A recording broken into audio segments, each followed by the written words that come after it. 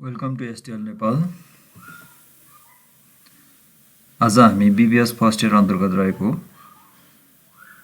Chapter accounting for cash and internal control अन्तर्गत रहेर के गर्दैछौँ, न्युमेरिकल डिस्कसन गर्दैछौँ, जसको लागि यो पार्ट 1 अन्तर्गत ब्रिफ एन्सर एन्ड क्वेसनमा डिस्कसन गर्दैछौँ।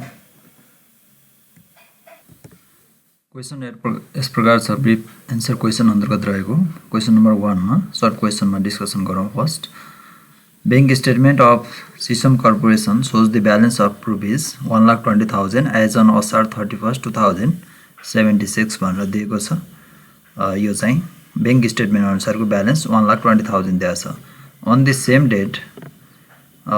डेटमा चाहिँ के भन्छ भने cash book balance shows rupees 1,30,000 दुईटाको बिचमा चाहिँ के छ, डिफरेन्स आएको छ। On verification the following facts were found भन्छ।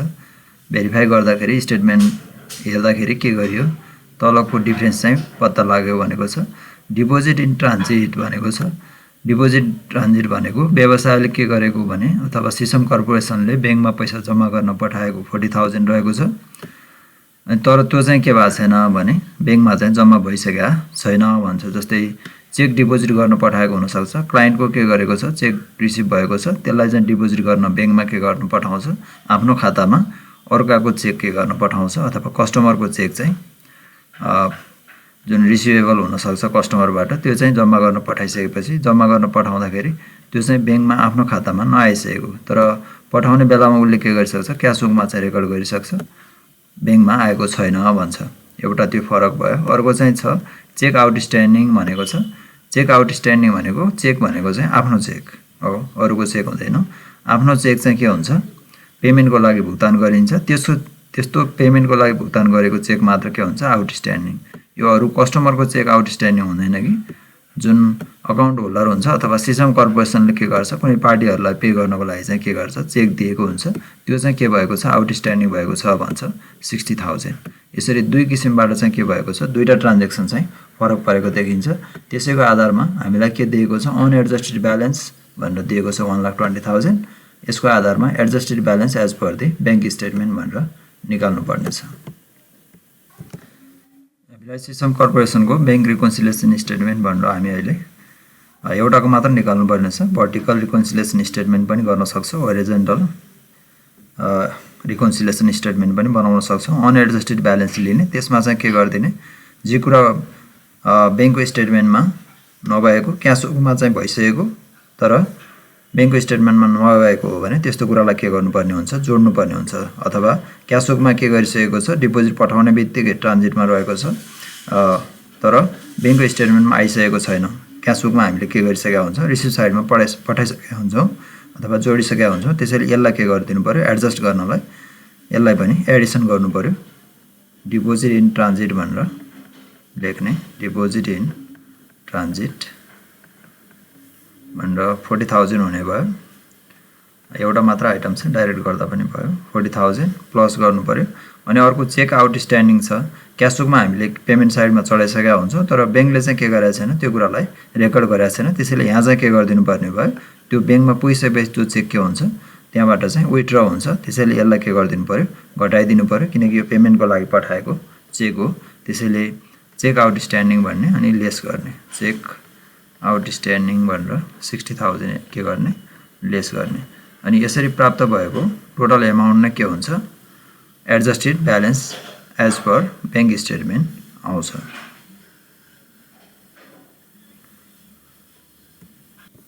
यसरी हामीले के प्राप्त गर्यो, एडजस्टेड ब्यालेन्स चाहिँ 1 लाख हुन्छ भन्ने चाहिँ रिकन्साइल गरेर देखायौँ। जुन ब्यालेन्स केसँग बराबर हुनुपर्छ, क्यास बुकको दिएको ब्यालेन्ससँग बराबर हुनु। अब यो चाहिँ के हो भने क्यास बुकको ब्यालेन्स यो पनि अनएडजस्ट रहेको छ। यसलाई पनि एडजस्ट गरिसकेपछि 1 लाख आउनु पऱ्यो। दुवैको बराबर आएपछि मात्र के हुन्छ, रिकन्सिलिएसन हुन्छ। अहिले चाहिँ हामीलाई adjusted balance as per bank statement मात्र भनेकोले यो नै के भयो, हाम्रो एन्सर भयो। त्यसपछि सेकेन्डमा हेरौँ। क्वेसन नम्बर 2 मा भनेको छ, 2 मा भन्छ verification of the bank statement and cash book of the company shows the following position as on Asar 31st 2076 भनेर दिएको छ। Cash balance in the bank statement भनेर 85,000 दिएको छ। Cash balance in the bank book cash balance in the book of company, कम्पनीको cash बुकमा 1,05,000, ब्याङ्कको स्टेटमेन्टमा चाहिँ कम्पनीको 85,000 दिएको छ। अनि त्यसमा भन्छ ब्याङ्क सर्भिस चार्ज भनेर चाहिँ 1,000 दिएको छ। Bills collected and credited by the bank भन्छ 15,000, ब्याङ्कले सर्भिस चार्ज लिएको छ अरे 1,000। अनि बिल चाहिँ के गरेको छ भनेको छ, क्रेडिटको अर्थ चाहिँ के गरिदिएको छ, डिपोजिट गरिदिएको छ। ब्याङ्कले क्रेडिट गर्यो भन्नुको अर्थ चाहिँ के हुन्छ, जम्मा गरिदियो भन्ने हुन्छ। अनि क्यास बुकमा अथवा व्यवसायले आफ्नो अकाउन्टमा डेबिट गर्यो भने चाहिँ के हुन्छ, त्यो बेलामा जम्मा गर्यो भन्ने बुझ्नुपर्छ। जस्ट रिभर्स हुन्छ, किनकि ब्याङ्कको लागि कस्टमरको पैसा चाहिँ के हुन्छ, अथवा यो व्यवसायको पैसा चाहिँ के हुने भयो, लाइबिलिटिज हुने भयो। अनि त्यस्तै अर्को चाहिँ भन्छ इलेक्ट्रोनिक फन्ड ट्रान्सफर भनेको छ डिपोजिट रुपिस 10,000, अथवा क्लाइन्टले के गरिदियो भने क्लाइन्टबाट चाहिँ जस्तै वस्तुहरू बिक्री गरेको हुन्छ, बिक्री गरिसके उधारोमा वस्तु बिक्री गरेको हुन्छ। त्यस्तो अवस्थामा इलेक्ट्रोनिक अथवा मोबाइल ब्याङ्किङबाट हुनसक्छ, अथवा इन्टरनेट ब्याङ्किङबाट हुनसक्छ।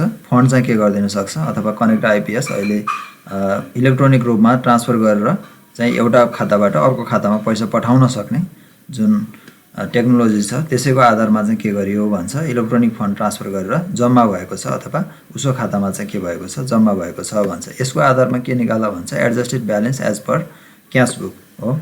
क्यास बुकको चाहिँ के गर्नुपर्ने छ, ब्यालेन्स चाहिँ निकाल्नु पर्ने छ। यसरी हामीले फर्मेटमा राखिसकेपछि अब हामीलाई के दिएको छ, के निकाल्दा भन्छ भने adjusted balance as per cash book निकाल्दा भनेको छ। हामीलाई क्यास ब्यालेन्स दिएको छ भनेको यो चाहिँ के हो, अनएडजस्टेड ब्यालेन्स दिएको छ 85,000 जुन हामीलाई दिइसकेको छ। अनि त्यस्तै गरेर क्यास ब्यालेन्स यो चाहिँ ब्याङ्कको ब्यालेन्स रहेछ। क्यास ब्यालेन्स चाहिँ 1,05,000, यो 1,05,000 दिएको छ cash balance of the company. Cash ब्यालेन्सको चाहिँ के गर्ने, यहाँ लिने, जसलाई के भनिन्छ अनएडजस्टेड भनिन्छ, अथवा एडजस्टमेन्ट अफ क्यास ब्यालेन्स भनेर अनएडजस्टेड लेख्दा पनि हुन्छ माथि, अथवा डाइरेक्टली गर्दा पनि हुन्छ।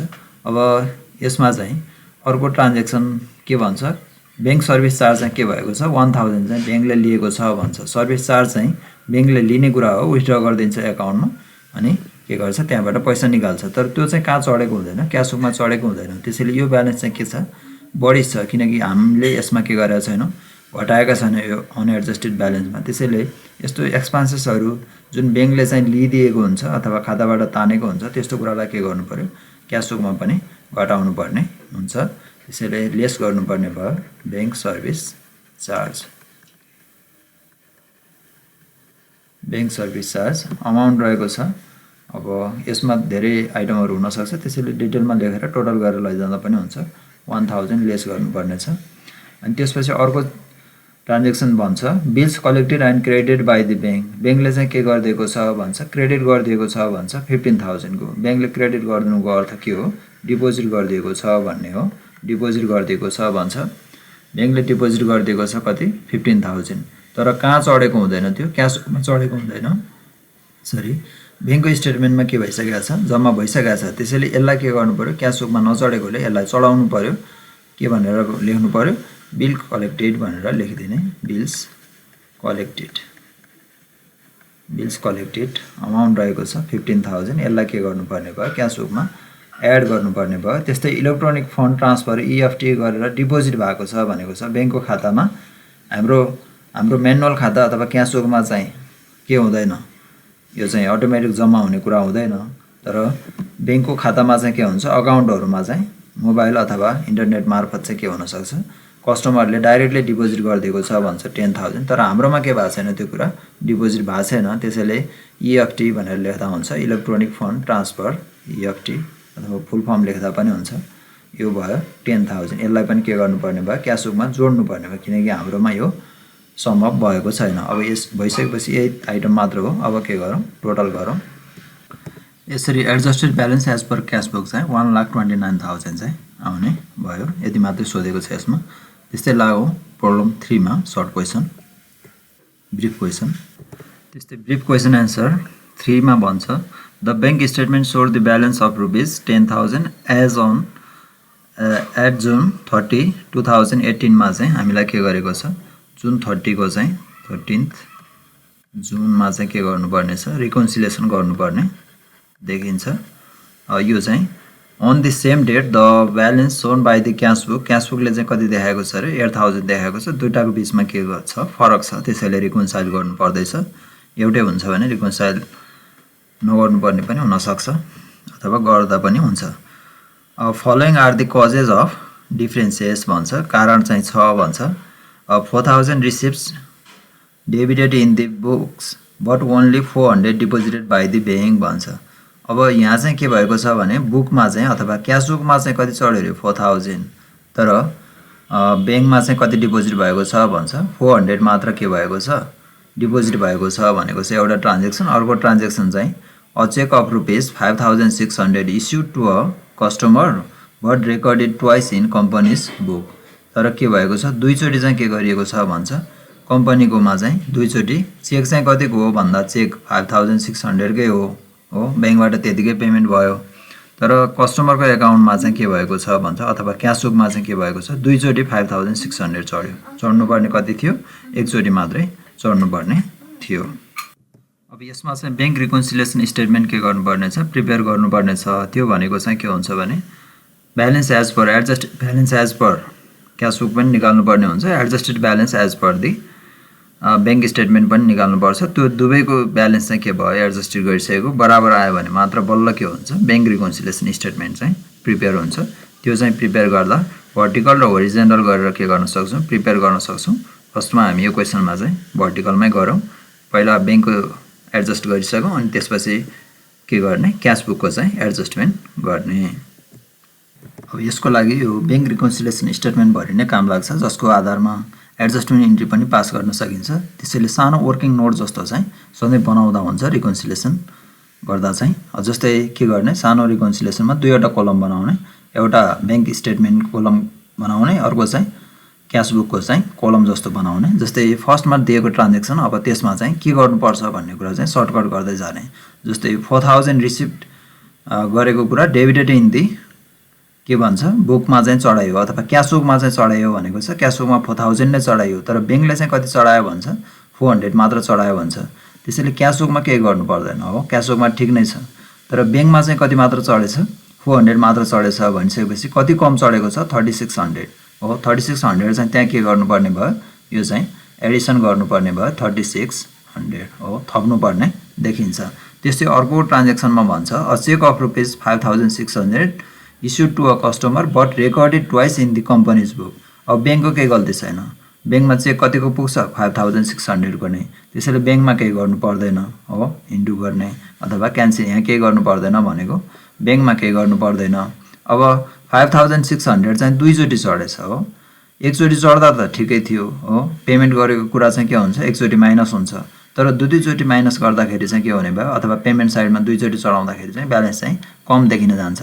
त्यसैले एकचोटिको ठिकै छ, अर्कोचोटिको पेमेन्टमा देखाएको कुरालाई क्यान्सल गर्न अब के गर्नु पर्यो त्यो कुरालाई क्यान्सल गर्नलाई पहिला पेमेन्ट साइडमा देखाएको हुन्छ त्यो कुरालाई के गर्न क्यान्सल गर्न अब के गरिदिनु पर्यो जोड दिनु पर्यो भनेको 5600 ले के गर्ने क्यास बुकमा चाहिँ जोड दिने। यो गरिसकेपछि के हुन्छ हाम्रो चाहिँ रिकन्सिलिएसन स्टेटमेन्ट चाहिँ हामी के गर्न सक्छौँ यही वर्किङ नोटको आधारमा चाहिँ के गर्न सक्छौँ प्रिपेयर गर्न सक्छौँ। अब लागौँ प्रिपरेसनतर्फ। जस्तै हामीलाई फर्स्टमा के को एडजस्टमेन्ट गरौँ एडजस्टमेन्ट अफ बैंक स्टेटमेन्ट, बैंकको स्टेटमेन्ट के गरौँ बैंक स्टेटमेन्ट ब्यालेन्स, बैंक स्टेटमेन्टलाई ब्यालेन्स गरौँ। अब यसमा हामीलाई दिएको चाहिँ के छ भने अनएडजस्टेड ब्यालेन्स भनेर दिएको छ। अनएडजस्टेड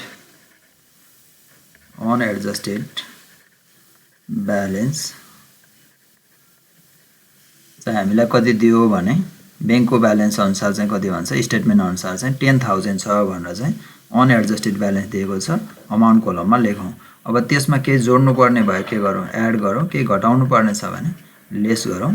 जस्तै हामीले वर्किङ नोटमा प्रिपेयर गरे अनुसार बैंकको स्टेटमेन्टमा जोड्नु पर्ने प्लस मात्र साइन भएको दुईवटा ट्रान्जेक्सन मध्ये एउटा मात्र छ, के गर्नुपर्ने 3600 एड गर्नुपर्ने छ।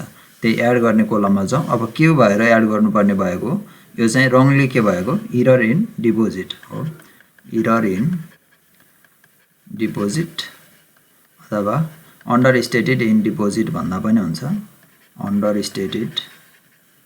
डिपोजिटेड थोरै के गरियो चढाइयो, एउटा मात्र ट्रान्ज्याक्सन छ त्यसैले यहाँ डिटेल कोलममा नलेखी डाइरेक्ट गर्दा हुन्छ।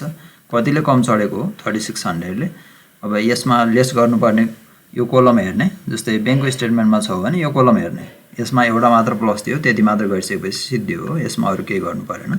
यो नै टोटल सम अप गर्ने, यो नै के हुन्छ adjusted balance as per bank statement आउँछ। अब त्यस्तै गरेर के गरौँ adjustment of cash book balance गरौँ। यो ब्याङ्कको ब्यालेन्स एडजस्टेड ब्यालेन्स 13,600 आयो। अब त्यसपछि चाहिँ के गर्ने क्यासको ब्यालेन्स हामीलाई कति भनेको छ क्वेसनमा भने 3 को क्वेसनमा 8000 भनेर हामीलाई गिभन दिएकै छ। 8000 दिएको छ। अब यसमा केही कुरा एड गर्नुपर्ने छ भने एड गर्ने, केही कुरा लेस गर्नुपर्ने छ भने यहाँ पनि क्यास बुकमा हेर्ने। क्यास बुकमा हेर्दाखेरि के छ एउटा मात्र एड गर्नुपर्ने देखिन्छ 5600 को हो।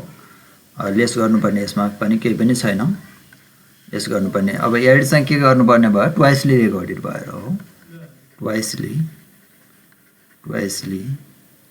recorded 5600 एकैचोटि कोलममा लेख्दा भयो, एउटा मात्र आइटम छ 5600 यो गरौँ अनि टोटल सम अप गरौँ। यसरी यो टोटल सम अप गरिसकेपछि adjusted balance as per cash book 13,600 आउने भयो। यसरी दुईवटा ब्यालेन्स बराबर भइसकेपछि अब के गर्छ फाइनल एकाउन्ट बनाउँदैछ भने त्यही कुरालाई के गर्छ ब्यालेन्स ब्याङ्क ब्यालेन्स भनेर के गर्छ 13,600 ब्यालेन्स सिटमा चाहिँ लैजान्छ। यो दुईवटा बराबर नआएसम्म के हुँदैन रिकन्सिलिएसन गर्नु, रिकन्सिलिएसन पुरा भएको मानिँदैन। अब त्यस्तै गरेर 4 मा हेरौँ। क्वेसन नम्बर 4 मा हेरौँ। 4 मा भन्छ Suvarna noodles company deposit all cash received into the banks each day and makes all the payment by cheque भन्छ। सबै पैसा आएको जति पनि सबै के गर्ने रहेछ ब्याङ्कमा डिपोजिट गर्छ र भुक्तान दिनु पर्यो भने ब्याङ्क मार्फत नै के गर्ने रहेछ भुक्तान दिने रहेछ। अन असार 31 2075 मा it's cash account had a debit balance of rupees. यो 31 असारमा चाहिँ के देखियो भने 31 असार यो कसको हो भने सुवर्ण नुडल्स अथवा सुवर्ण नुडल्स भन्ने कम्पनीको हो, नुडल्स कम्पनीको चाहिँ के गर्नुपर्ने छ हामीले रिकन्सिलिएसन स्टेटमेन्ट 31 असारमा बनाउनु पर्ने छ यो 2075 मा हो। अब यसको लागि चाहिँ हामीलाई के दिएको छ भने क्यासको ब्यालेन्स चाहिँ दिएको छ, क्यासको डेबिट ब्यालेन्स छ भन्छ 10,000 चाहिँ देखिएको छ। यो क्यास ब्यालेन्स भनेको क्यास बुकमा चाहिँ ब्याङ्कको ब्यालेन्स देखिएको हो भनेको। त्यसैले पहिला के गर्नुपर्ने भयो एडजस्टमेन्ट अफ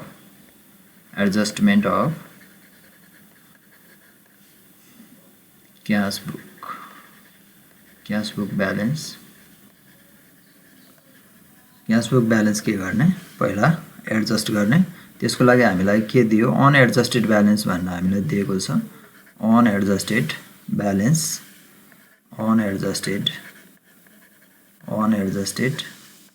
ब्यालेन्स कति दियो भने 10,000 दिएको छ हो। अब यसको आधारमा द फलोइङ इन्फर्मेसन्स आर भन्छ। अब डिफ्रेन्सिएट हुनको कारणहरू के हुन् स्टेटमेन्ट ल्याएर हेऱ्यो होला, त्यो हेरेर भिडाएर हामीलाई दिएको कुराहरू चाहिँ यहाँ दिएको छ। भन्छ आउटस्ट्यान्डिङ चेक दिएको छ 4320 भनेको चेक भुक्तान भएको छैन भन्छ।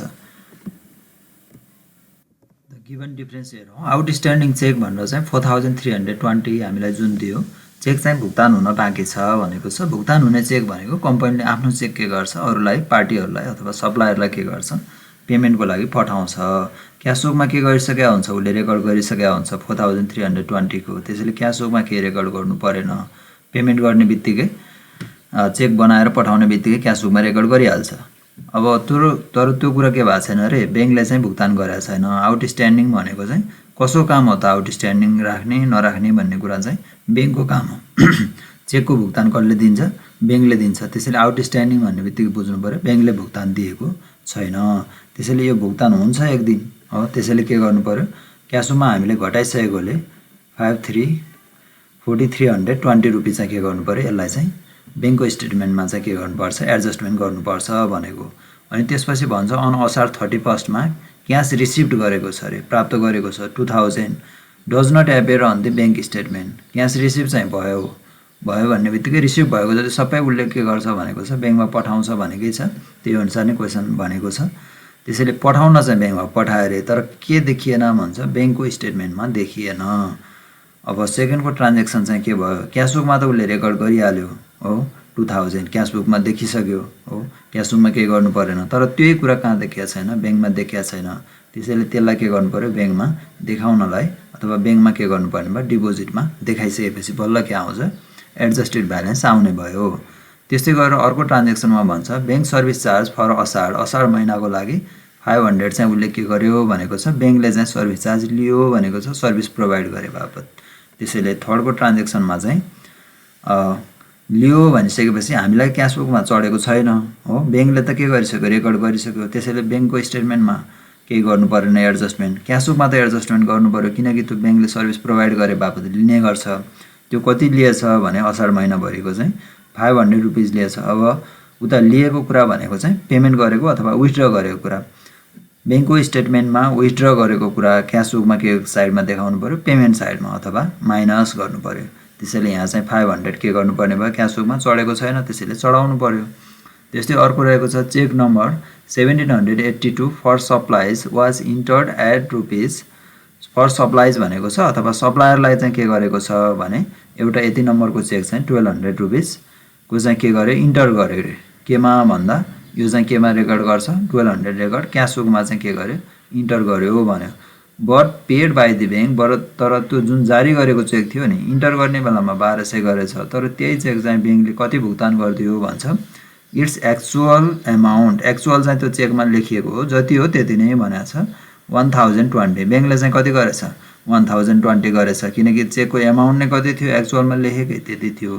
तर 1020 पेमेन्ट साइडमा क्यासबुकमा देखाउनु पर्नेमा उसले के गरेछ भने यहाँनिर मिस्टेक गरेछ। कतिले भन्दा अमाउन्ट हुने भयो 180 रुपिसले चाहिँ के गरेछ, बढी चाहिँ क्यासबुकमा बढी पेमेन्ट साइडमा चढाएको देखियो हो।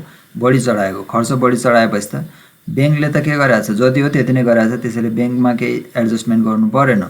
तर त्यहाँ जति बढी चढाएको छ क्यासबुकमा, नभएको खर्च अथवा नभएको चेक जारी नगरेको 1020 को चेक जारी गरेकोमा 1200 लेखेपछि 180 रुपियाँ के भयो, 180 रुपिस चाहिँ बढी चढाएको छ। त्यसैले पहिले माइनस घटिसकेको छ, त्यसलाई एडजस्ट गर्न के गर्नु पर्यो, फेरि 180 चाहिँ के गरिदिनु पर्यो, प्लस गरिदिनु पर्यो। अब यही आधारमा हामीलाई के गर्नु भनेको छ, पहिला क्यासबुकको ब्यालेन्स चाहिँ एडजस्टमेन्ट गर्नुपर्ने छ। त्यसैले हामी कहाँ फोकस हुनु पर्यो, क्यासबुकको कलममा हामीले के गरेका छौँ त्यही कुरालाई के गर्ने, प्लस र माइनस गरिदिने। माइनस गरेको कुरालाई लेस गर्ने, प्लस गरेको कुरालाई एड गर्ने। सर्वप्रथम हामी एड गरौँ। एड गरेको कुरा भनेको 180 छ। यो चाहिँ के भयो, मिस्टेक इन अथवा ओभर स्टेटेड भन्ने पनि हुन्छ अथवा ओभर पोस्टेड चेक एमाउन्ट कतिको, 180 को एउटा मात्र आइटम छ यहाँ, त्यही भएर डाइरेक्ट कलममा गर्दा भयो। त्यस्तै अर्को चाहिँ लेस गर्नुपर्ने छ। लेस गर्नुपर्ने पनि एउटा मात्र छ क्यासबुकमा, 500 के गर्नुपर्ने छ, लेस गर्नुपर्ने छ। 500 भनेको चाहिँ सर्भिस चार्ज हो, ब्याङ्कको सर्भिस चार्ज यो ब्याङ्कको सर्भिस चार्ज हो। यसैले उसले 500 के गरेको छ, लिएको छ। त्यसैले यो चाहिँ के गर्नु पर्यो, घटाउनु पर्यो। यो घटाइसकेपछि आउने नै के हुन्छ, adjusted balance as per cashbook हुन्छ। यो नै हुने भयो adjusted balance as per cashbook. अब यो बनाइसकेपछि हामीले के प्राप्त गर्यौँ, adjusted balance as per cashbook प्राप्त गर्यौँ। हामीलाई के पनि देखा भनेको छ भने क्वेसनले अनएडजस्टेड ब्यालेन्स पनि देखा भनेको छ। अनएडजस्टेड ब्यालेन्स एज पर ब्याङ्कको स्टेटमेन्ट, ब्याङ्कको अनएडजस्टेड स्टेटमेन्ट अनुसार कति आउँछ। त्यसैले हामीले ब्याङ्क रिकन्सिलिएसनमा कम्प्लिट फर्मेटमा चाहिँ के गर्छौँ, त्यसपछि अब यो adjusted balance as per cashbook आइसकेपछि फेरि के गर्नुपर्ने हुन्छ, adjustment of bank statement balance त्यसमा पनि के गर्नुपर्ने हुन्छ, एडजस्टमेन्ट गर्नुपर्ने हुन्छ। एडजस्टमेन्ट गरिसकेपछि बल्ल के हुन्छ, त्यसको लागि हामीले के लिन्छौँ, अनएडजस्टेड ब्यालेन्स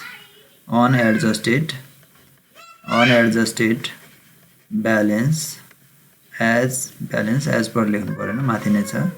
ब्यालेन्स चाहिँ हामीलाई कति हो त्यो चाहिँ हामीलाई थाहा छैन हो, त्यही नै हामीलाई पत्ता लगा भनेर दिएको छ। अब यो पत्ता लगाउनु भने हामीले अघि नै भनिसकेका छौँ बैंक रिकन्सिलिएसन स्टेटमेन्ट कहिले कम्प्लिट हुन्छ भने adjusted balance as per cash book equal to adjusted balance as per passbook निकालिसकेपछि के हुन्छ यो चाहिँ कम्प्लिसन हुन्छ बैंक रिकन्सिलिएसन स्टेटमेन्ट। त्यसैले यहाँ चाहिँ adjusted balance as per adjusted balance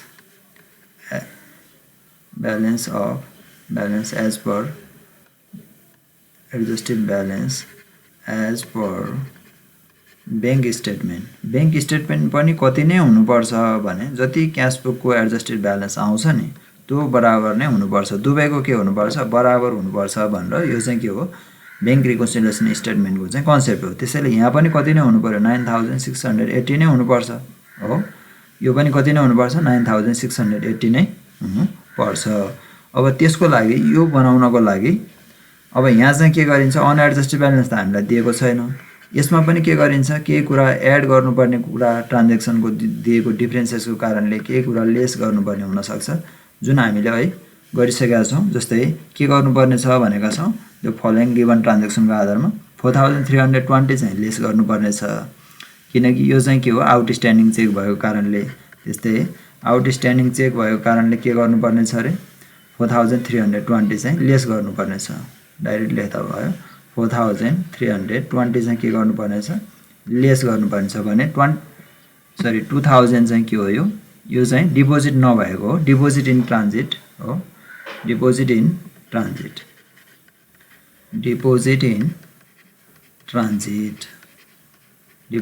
transit चाहिँ कति रहेको छ 2000 रहेको छ, यो चाहिँ के गर्नुपर्ने छ बैंकको स्टेटमेन्टमा चाहिँ एड गर्नुपर्ने छ। अब यो कुरा थाहा भइसकेपछि यो 9680 चाहिँ के हो एउटा यहाँ इक्वेसन जस्तो बन्छ, इक्वेसन वर्किङ नोटमा बनाउँदा पनि हुन्छ। जस्तै यहाँ हेरौँ adjusted balance as per bank statement चाहिँ सधैँ केसँग बराबर हुनु पर्यो क्यास बुकको ब्यालेन्ससँग बराबर हुनु पर्यो, कहिले क्यास बुक नदेला कहिले बैंकको स्टेटमेन्टको ब्यालेन्स नदेला एडजस्टेड हो। त्यस्तो बेलामा के गर्ने एउटाको ब्यालेन्स निस्किसकेपछि त्यो बराबर के हुनु पर्यो अर्कोको ब्यालेन्स हुनु पर्यो, त्यो भनेको 1 नम्बर मानौँ, यो चाहिँ के हो ए हो अथवा 1 नम्बर भनेर मानौँ यहाँ 9680। यो भनेको चाहिँ 1 नम्बर भनेको चाहिँ के हो एडजस्टेड ब्यालेन्स एज पर बैंकको स्टेटमेन्ट हो। त्यो भनेको सधैँ के बराबर हुने गर्छ भन्दा 2 + 3 हो। अनि त्यसपछि सरी यहाँ एउटा छुटे छ अनएडजस्टेड ब्यालेन्समा एड गर्नुपर्ने कुरा के गर्ने जोड्ने कुराहरू जोड्छौँ हो, जति पनि धेरै पनि हुन सक्छन्। अनि त्यसपछि लेस गर्नुपर्ने कुरा के गर्छौँ घटाउँछौँ, अथवा यो भनेको चाहिँ के हुने भयो भने 1 भनेको चाहिँ सधैँ के हुने गर्छ 2 मा 3 के गरिसकेपछि प्लस गरिसकेपछि र 4 चाहिँ के गरिसकेपछि माइनस गरिसकेपछि त्यसैले यहाँ चाहिँ के हुने भयो 4 चाहिँ माइनस साइनमा आउने भयो हो, 4 चाहिँ यहाँ आउँछ माइनस साइनमा हो। यसरी एउटा इक्वेसन बन्छ। त्यसैको अब 1 भनेको ठाउँमा हामीले के लेखेका छौँ adjusted balance as per balance sheet लेखेका छौँ, 2 भनेको चाहिँ हामी के हो unadjusted balance as per bank हो, unadjusted balance as per bank statement हो, बैंक स्टेटमेन्ट प्लस त्यसमा के गर्नु पर्यो प्लस एडिसन भनेको कुरा चाहिँ प्लस गर्नुपर्ने हुन्छ हो, एडिसन भनेको कुरा। अनि त्यस्तै लेस भनेको कुरा चाहिँ के गर्नुपर्ने छ लेस भनेको कुरा चाहिँ घटाउनु पर्ने छ हो।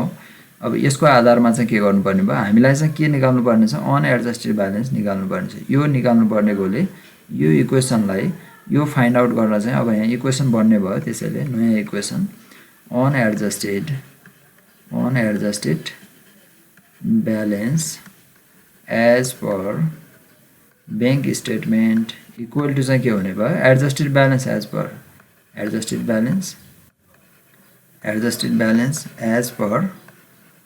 पर बैंक स्टेटमेन्ट। अनि यो यता आउँदाखेरि के हुने भयो यो चाहिँ माइनस हुने भयो, एडिसन भनेको कुरा चाहिँ के हुन्छ माइनस हुन्छ हो। अनि लेस भनेको कुरा चाहिँ के हुने भयो प्लस हुने भयो। त्यसैले रिभर्स गर्दै जाँदा पनि हुन्छ। त्यसैले यो इक्वेसन हामीलाई बन्छ हो।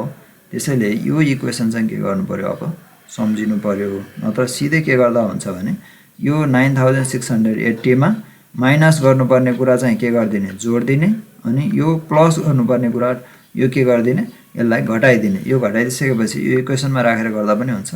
यहाँ आउँछ भ्यालु एउटा 12,000 आउँछ। यही डाइरेक्ट गर्दा पनि हुन्छ, नभए इक्वेसनमा राखेर हेर्दा पनि भयो। Unadjusted balance as per balance sheet भनेको चाहिँ कति हुने भयो भने adjusted balance as per balance sheet चाहिँ सधैँ के हुन्छ, यो चाहिँ ब्यालेन्स सिट भने पनि हुन्छ, क्यास बुक भने पनि हुन्छ, सधैँ बराबर हुन्छ हो। अब हामीले यहाँ ब्यालेन्स सिटै लेखे पनि हुन्छ, क्यास बुक भन्दा पनि हुन्छ। क्यास बुकको ब्यालेन्स कति छ 9,680 हुन्छ। अब यसमा एडिसन गर भनेको चाहिँ कति थियो 2,000 थियो, त्यसलाई के गरिदिने लेस गरिदिने हो। अनि लेस गर भनेको चाहिँ कति आएको थियो 4,300, यसलाई चाहिँ के गरिदिने एडिसन गरिदिने 4,320, यो गरिदिँदा पनि कति नै आउँछ 12,000 आउँछ। त्यही डाइरेक्ट गर्दा पनि हुन्छ, यसरी यहाँ वर्किङ नोटमा देखाइदिँदा पनि भयो हो। यो चाहिँ यसरी आउँछ भनेर यसरी चाहिँ हामी के गर्न सक्छौँ, अनएडजस्टेड ब्यालेन्स पनि कुनै एउटाको एडजस्टेड ब्यालेन्स छ भने त्यो चाहिँ ट्रान्ज्याक्सन गिभन ट्रान्ज्याक्सनको आधारमा हामीले यसरी निकाल्न सक्छौँ। अब बाँकी क्वेसन चाहिँ अर्को पार्ट 2 मा हेर्नु होला।